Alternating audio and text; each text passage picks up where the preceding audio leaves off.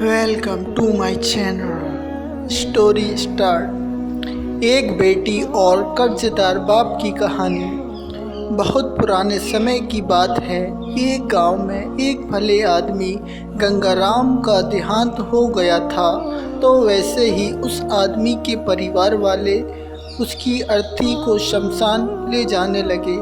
तभी अचानक एक मोटे ताजे सेठ ने उस अर्थी का एक पाँव पकड़ लिया और बोला कि मरने वाले इस गंगाराम से मैं 2 लाख रुपए कर्ज मांगता हूँ, इसलिए पहले मुझे मेरा पैसा दे दो, तभी मैं इसकी अर्थी को शमशान ले जाने दूंगा। अब तमाम लोग तमाशा देख रहे थे। तभी उनके 3 बेटों ने कहा कि हम तुम्हारा कर्जा नहीं देंगे। पिताजी का कर्जा पिताजी जाने, और वैसे भी अब वो तो इस दुनिया में नहीं है। अगर तुम्हें इनकी अर्थी ले जानी है तो ले जाओ। ये सुनकर पूरा गांव गंगाराम के तीनों बेटों पर थू थू कर रहा था। अब गंगाराम के तीनों बेटे उस कर्ज को देने से पीछे हट गए। तभी गंगाराम के भाइयों ने भी कह दिया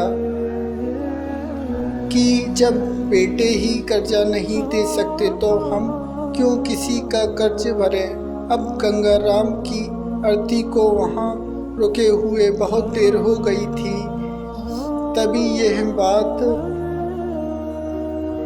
गंगाराम की इकलौती बेटी तक पहुँच गई।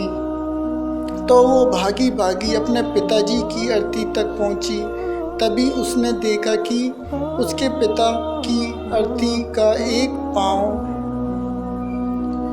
किसी बड़े सेठ ने पकड़ रखा था। ये देखते ही उसने आंखों में आंसू लिए अपना सारा जेवर और जितने भी पैसे उसके पास थे वो उसे दे दिए, और फिर उस सेठ के आगे हाथ जोड़ते हुए ये कहा कि सेठ, अगर ये जेवर बेचकर भी आपका कर्ज पूरा ना हो पाए तो मैं खुद आपका सारा कर्ज चुकाऊंगी, मगर इस समय मेरे पिताजी की अंतिम यात्रा को मत रोको।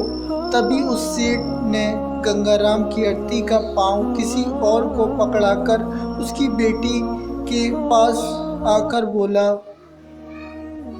कि मुझे माफ़ कर दो बेटी, दरअसल बात ये है कि मुझे गंगाराम से 2 लाख लेने नहीं बल्कि देने हैं। गंगाराम ने 3 साल पहले मेरी कुछ मजबूरी पड़ने पर अपनी एक ज़मीन बेचकर मुझे ये 2 लाख रुपए दे दिए थे, और वो तो इतना भला आदमी था कि मुझे 1 रुपया भी ब्याज नहीं लिया। और आज जब मैं गंगाराम के रुपए लौटाने आया हूँ तो मुझे खबर मिली कि उनका तो देहांत हो गया। इसलिए मैं बड़ी सोच में पड़ गया था कि अब मैं किसको दूँ। इसलिए मैंने ये खेल खेला ताकि गंगाराम जी के ये 2 लाख रुपए घर के एक ऐसे सदस्य के पास जाएं जो वाकई में उनको प्यार और उनकी इज्जत करता हो। और बेटी, आज तुमने ये भी साबित कर दिया कि अपने माँ बाप को एक बेटे से बहुत ज़्यादा एक बेटी ही प्यार करती है। इसलिए ये 2 लाख रुपए मैं तुम्हें सौंपता हूँ। काश तुम जैसी बेटी हर में हो जो अपने पिता की इतनी इज्जत करती है।